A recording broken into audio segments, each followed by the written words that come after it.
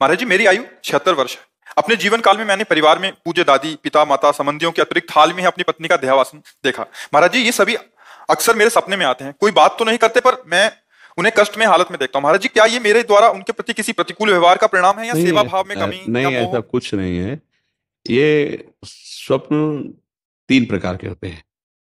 एक होता है जिनसे हमारा मानसिक संबंध रहा है, तो बिना किसी कारण के कल्पनात्मक उनके दृश्य उपस्थित करना। एक होता है जिनका कोई अस्तित्व नहीं, ऐसा स्वप्न आना। वो एक होता है भागवतिक, किसी महापुरुष का आगमन होना। ये सत्य के अंतर्गत आता है। वो आपको निर्देशन या आपको दुलार या जो भी आज्ञा, वो सत्य होता है। अब ये मन बहुत से संस्कारों से, संबंधियों से जुड़ा है, तो आप देखो कोई इतना ही स्वप्न थोड़ी आता है। कितने स्वप्न आते हैं जिनका कोई मतलब नहीं है। हाँ, ये जरूर है कि हम अपने जीवित अवस्था में कर्तव्य का उनके साथ पालन किया कि नहीं किया। अगर किया तो धन्य है, अगर नहीं किया तो अब कर लेना चाहिए। उनके प्रति नाम जप करना, उनके प्रति दान पुण्य करके उनको प्रदान करना। जैसे पिता है या पितामह है ये हम यहां से जो भी दान पुण्य करेंगे, जो भी अनुष्ठान कराएंगे, वो ट्रांसफर हो जाएगा, उनको पहुंच जाएगा। ऐसा विधान है। इसीलिए परिवार में चाहा जाता है कि कोई हमारे हो जो कम से कम हमें दान कर सके, पानी दान कर सके, अन्न दान कर सके, या कुछ ऐसा। जैसे ना पिंडदान कहा जाता है कि भाई पिंडदान करने वाला तो कोई हो।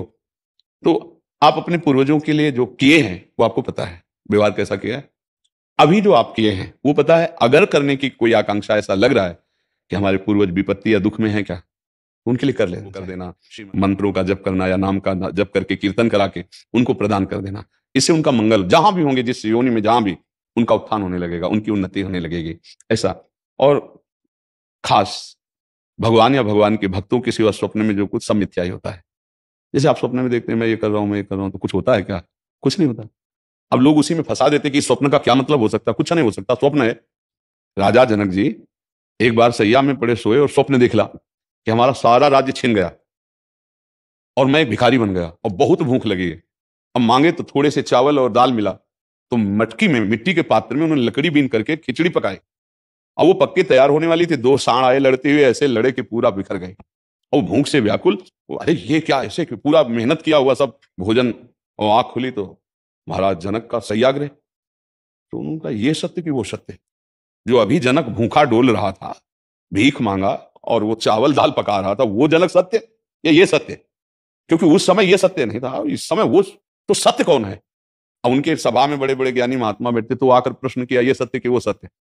अब कुछ उसकी व्याख्या हो तो समझ में आवे, ये सत्य कि वो सत्य। अब कोई उत्तर ही ना देवे।